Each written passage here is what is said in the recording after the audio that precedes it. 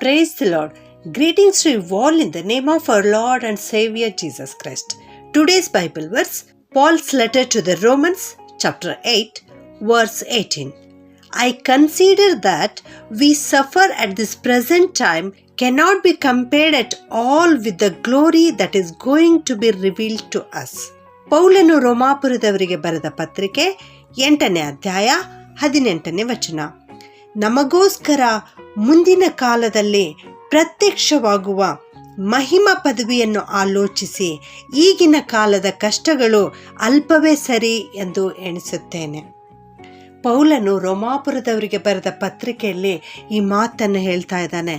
ನಮಗೆ ಈ ಸದ್ಯದ ಸಮಯದಲ್ಲಿ ಕಷ್ಟಗಳು ಇರಬಹುದು, ಆದರೆ ಆ ಕಷ್ಟಗಳನ್ನೇ ನಾವು ನೋಡುತ್ತಾ ಇರದೆ ಮುಂದೆ ನಮಗೋಸ್ಕರ ಇಟ್ಟಿರುವ ಮಹಿಮಾ ಪದವಿಯನ್ನು ಆಲೋಚಿಸಿ ಮಹಿಮಾ ಪದವಿಯನ್ನು ನೆನೆಸಿಕೊಂಡು ಈಗಿನ ಕಾಲದ ಕಷ್ಟಗಳು ಅಲ್ಪವೇ ಸರಿ ಎಂಬುದಾಗಿ ಎಣಿಸುತ್ತೇನೆ ಎಂಬುದಾಗಿ ಅವನು ಹೇಳ್ತಾ ಇದ್ದಾನೆ. ಪ್ರಿಯರೇ, ಹೌದು ನನ್ನ ಪ್ರಿಯ ದೇವಜನರೇ, ನಮ್ಮ ಜೀವಿತದಲ್ಲಿ ಈಗಿನ ಕಾಲದಲ್ಲಿ ಸದ್ಯದ ಪರಿಸ್ಥಿತಿಯಲ್ಲಿ ಕಷ್ಟಗಳು ಇದ್ದಿರಬಹುದು, ನೋವುಗಳು ಇದ್ದಿರಬಹುದು, ಅನಾರೋಗ್ಯತೆ ಇದ್ದಿರಬಹುದು, ನಿರುದ್ಯೋಗ ಇದ್ದಿರಬಹುದು, ಸಾವು ನೋವುಗಳು ಇದ್ದಿರಬಹುದು, ಆದರೆ ಇವೆಲ್ಲವುಗಳು ಅಲ್ಪವೇ ಎಂಬುದಾಗಿ ನಾವು ಎಣಿಸಬೇಕು. ಯಾಕೆಂದರೆ ನಮಗೋಸ್ಕರ ಮುಂದಿನ ಕಾಲದಲ್ಲಿ ಮಹಿಮಾ ಪದವಿಯನ್ನು ದೇವರು ಇಟ್ಟಿದ್ದಾರೆ. ಪ್ರಿಯರೇ, ನಾವು ನಂಬಿಕೆಯ ಕಣ್ಣುಗಳನ್ನು ಹೊಂದಿದವರಾಗಿರಬೇಕು. ಮುಂದಿನ ಕಾಲವನ್ನು ನಾವು ನಿರೀಕ್ಷಿಸುವಂಥವರಾಗಿರಬೇಕು. ನಂಬಿಕೆಯಿಂದ ಕರ್ತನು ನಮಗಾಗಿ ಏರ್ಪಡಿಸಿರುವ ಬಿಡಾರಗಳನ್ನು ಕುರಿತು ನಾವು ಚಿಂತಿಸುವವರಾಗಿರಬೇಕು. ಎಂದೆಂದಿಗೂ ಕರ್ತನ ಮುಖಕಾಂತಿಯಲ್ಲಿ ಆತನ ನೆರಳಿನಲ್ಲಿ ಇದ್ದುಕೊಂಡು ಆತನ ರೆಕ್ಕೆಯ ಮರೆಯಲ್ಲಿ ಇದ್ದುಕೊಂಡು ನಾವು ತೃಪ್ತಿ ಹೊಂದುವೆವು ಎನ್ನುವಂತಹ ವಿಶ್ವಾಸದ ಕಣ್ಣುಗಳನ್ನು ನಾವು ಹೊಂದಿದವರಾಗಿರಬೇಕು. ಅವಳ ಬಗ್ಗೆ ನಾವು ನೋಡ್ತೇವೆ, ಆಕೆಗೆ ನಂಬಿಕೆಯ ಕಣ್ಣುಗಳಿರಲಿಲ್ಲ. ಒಂದು ವೇಳೆ ಆಕೆಗೆ ನಂಬಿಕೆಯ ಕಣ್ಣುಗಳಿದ್ದರೆ ದೇವರು ಆಕೆಗೆ ನಿಷಿದ್ಧಪಡಿಸಿರ್ತಕ್ಕಂಥ ಆ ಹಣ್ಣನ್ನು ಆಕೆ ತಿನ್ನುತ್ತಿರಲಿಲ್ಲ. ಆದರೆ ಆಕೆ ಆ ಹಣ್ಣನ್ನು ತಿಂದಳು. ಆಕೆಗೆ ವಿಶ್ವಾಸದ ಕಣ್ಣುಗಳಿರಲಿಲ್ಲ.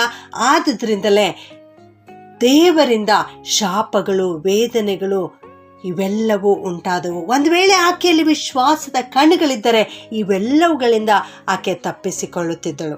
ಹಾಗೆಯೇ ಏಸಾವನ ಬಗ್ಗೆಯೂ ಕೂಡ ನಾವು ನೋಡ್ತೇವೆ. ಅವನಿಗೂ ವಿಶ್ವಾಸದ ಕಣ್ಣುಗಳಿರಲಿಲ್ಲ. ಅವನು ಭೋಜನದಿಂದ ತೃಪ್ತಿಪಡಿಸಿಕೊಳ್ಳಬೇಕು ಎಂಬುದಾಗಿ ಒಂದು ಹೊತ್ತಿನ ಊಟದ ಮೇಲೆ ಅವನು ಕಣ್ಣುಗಳನ್ನಿಟ್ಟಿದ್ದನು. ಒಂದು ವೇಳೆ ಅವನಿಗೆ ನಂಬಿಕೆಯ ಕಣ್ಣುಗಳಿದ್ದರೆ ಅವನು ಜ್ಯೇಷ್ಠ ಪುತ್ರನ ಹಕ್ಕನ್ನು ಕಳೆದುಕೊಳ್ಳುತ್ತಿರಲಿಲ್ಲ. ಈ ರೀತಿ ಅವನು ಜ್ಯೇಷ್ಠ ಪುತ್ರನ ಹಕ್ಕನ್ನು ಕಳೆದುಕೊಂಡು ನಿರಂತರವಾಗಿ ಕಣ್ಣೀರು ಸುರಿಸುವಂತಹ ಸಂದರ್ಭ ಅವನ ಜೀವಿತದಲ್ಲಿ ಬರುತ್ತಿರಲಿಲ್ಲ. ಅಬ್ರಹಾಮನ ಬಗ್ಗೆ ನಾವು ನೋಡ್ತೇವೆ, ಅವನಿಗೆ ವಿಶ್ವಾಸದ ಕಣ್ಣುಗಳಿದ್ದವು. ಪ್ರಿಯರೇ, ದೇವರು ಮುಂದಿನದನ್ನು, ತನ್ನ ಸಂತತಿಯ ಬಗ್ಗೆ ಹೇಳಿರ್ತಕ್ಕಂಥ ವಾಗ್ದಾನವನ್ನು ಅವನು ನಂಬಿದನು. ಅವನು ಈ ಭೂಮಿಯಲ್ಲಿ ಪರದೇಶಿಯಂತೆ ಸಂಚರಿಸಿ ಗುಡಾರಗಳಲ್ಲಿ ವಾಸ ಮಾಡಿದನು. ಯಾಕೆಂದರೆ ಅವನು ಶಾಶ್ವತವಾದ ಅಸ್ತಿವಾರವುಳ್ಳ ಪಟ್ಟಣವನ್ನು, ಅಂದರೆ ದೇವರು ಸಂಕಲ್ಪಿಸಿ ನಿರ್ಮಿಸಿದ ಪಟ್ಟಣವನ್ನು ಅವನು ಎದುರು ನೋಡುತ್ತಾ ಇದ್ದನು. ಯೇಸು ಸ್ವಾಮಿಯ ಬಗ್ಗೆ ನೋಡುತ್ತೇವೆ, ಆತನಿಗೆ ವಿಶ್ವಾಸದ ಕಣ್ಣುಗಳಿದ್ದವು. ಸದ್ಯದಲ್ಲೇ ಶಿಲುಬೆಯ ಮರಣವನ್ನು, ವೇದನೆಯನ್ನು ಅನುಭವಿಸುವಂತಹ ಪರಿಸ್ಥಿತಿ ಬಂದರೂ ಕೂಡ ಆತನ ಜೀವಿತದಲ್ಲಿ ವೇದನೆಗಳು, ಅವಮಾನಗಳು ಬಂದರೂ ಕೂಡ ಅವುಗಳ ಕುರಿತು ಚಿಂತಿಸದೆ ಮುಂದೆ ಆತನಿಗಾಗಿ ಇಟ್ಟಿರುವ ಆ ಸಂತೋಷವಾದ ಮಹಿಮೆಯನ್ನು ದೃಷ್ಟಿಸುತ್ತಾ ತಾಳ್ಮೆಯಿಂದ ಶಿಲುಬೆಯ ಮರಣವನ್ನು ಅನುಭವಿಸಿದನು. ಪ್ರಿಯರೇ, ಹೌದು ನನ್ನ ಪ್ರಿಯ ದೇವಜನರೇ, ನಮ್ಮ ಕಣ್ಣುಗಳು ಯಾವ ರೀತಿ ಇವೆ ನಾವು ಪರೀಕ್ಷೆ ಮಾಡಿಕೊಳ್ಳೋಣ.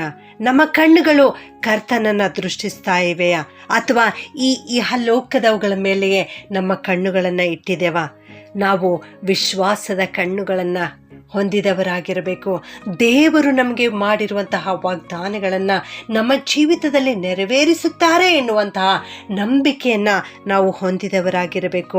ಆಗ ಮಾತ್ರವೇ ನಾವು ಪರಲೋಕದ ಸ್ವಾಸ್ಥ್ಯವನ್ನು ಹೊಂದಿಕೊಳ್ಳಲಿಕ್ಕೆ ಸಾಧ್ಯ. ಪ್ರಿಯರೇ, ಆದುದರಿಂದ ನನ್ನ ಪ್ರಿಯ ದೇವಜನರೇ, ಇಂದಿನಿಂದ ನಾವು ವಿಶ್ವಾಸದ ಕಣ್ಣುಗಳನ್ನು ಹೊಂದಿಕೊಂಡು ಪರಲೋಕದ ಸ್ವಾಸ್ಥ್ಯವನ್ನು ಬಯಸೋಣ. ಪ್ರಾರ್ಥನೆ ಮಾಡಿಕೊಳ್ಳೋಣ. ಪರಿಶುದ್ಧನಾದ ನಮ್ಮ ಪರಲೋಕದ ತಂದೆಯಾದ ದೇವರೇ, ನಿಮಗೆ ಸ್ತೋತ್ರ ಉಂಟಾಗಲಿ ಕರ್ತನೆ. ಇಂದು ಪೌಲನ ಮೂಲಕವಾಗಿ ನಮಗೆ ಉತ್ತಮವಾದ ವಾಕ್ಯವನ್ನು ಕೊಟ್ಟಿದ್ದೀರಿ ತಂದೆಯೇ. ಆದುದರಿಂದ ನಿಮ್ಮನ್ನು ಕೊಂಡಾಡ್ತೇವೆ ಕರ್ತನೆ. ನಮಗಾಗಿ ನೀವು ಮಹಿಮಾ ಪದವಿಯನ್ನು ಇಟ್ಟಿದ್ದೀರಿ ತಂದೆಯೇ. ಆದುದರಿಂದ ನಿಮ್ಮನ್ನು ಸ್ತುತಿಸ್ತೇವೆ, ನಿಮ್ಮನ್ನು ಕೊಂಡಾಡ್ತೇವೆ ಕರ್ತನೆ. ಈ ವಾಕ್ಯ ಕೇಳಿಸಿಕೊಳ್ಳುತ್ತಿರುವ ಪ್ರತಿಯೊಬ್ಬೊಬ್ಬರನ್ನು ಆಶೀರ್ವಾದ ಮಾಡು ಸ್ವಾಮಿ. ಅಪ್ಪ, ಇವರಲ್ಲಿ ಅನೇಕರು ಈ ಭೂಲೋಕದಲ್ಲಿ ಜೀವಿಸುತ್ತಿರುವಾಗ ಅನೇಕ ವಿಧವಾದ ಕಷ್ಟಗಳನ್ನು, ವೇದನೆಗಳನ್ನು ಅನುಭವಿಸ್ತಾ ಇದ್ದಾರೆ ಕರ್ತನೆ. ಅವರನ್ನು ಕನಿಕರಿಸು, ಅವರನ್ನು ಕಾಪಾಡು ಕರ್ತನೆ. ಈ ಒಂದು ಸಂದರ್ಭದಲ್ಲಿ ಕಷ್ಟಗಳು ನನ್ನ ಜೀವಿತದಲ್ಲಿ ಇದ್ದಾಗ್ಯೂ ಕೂಡ ದೇವರು ಇವೆಲ್ಲವುಗಳಿಂದ ನನಗೆ ಬಿಡುಗಡೆ ಕೊಡುತ್ತಾರೆ ಎನ್ನುವಂಥದ್ದನ್ನು ಅವರು ನಂಬಲಿಕ್ಕಾಗುವಂತೆ ಅವರಿಗೆ ವಿಶ್ವಾಸದ ಕಣ್ಣುಗಳನ್ನು ಕೊಟ್ಟು ದಯಪಾಲಿಸಬೇಕಾಗಿ ಈ ಎಲ್ಲ ಪ್ರಾರ್ಥನೆಯನ್ನು ಯೇಸುವಿನ ನಾಮದಲ್ಲಿ ಬೇಡುತ್ತೇನೆ ತಂದೆಯೇ. ಆಮೆನ್.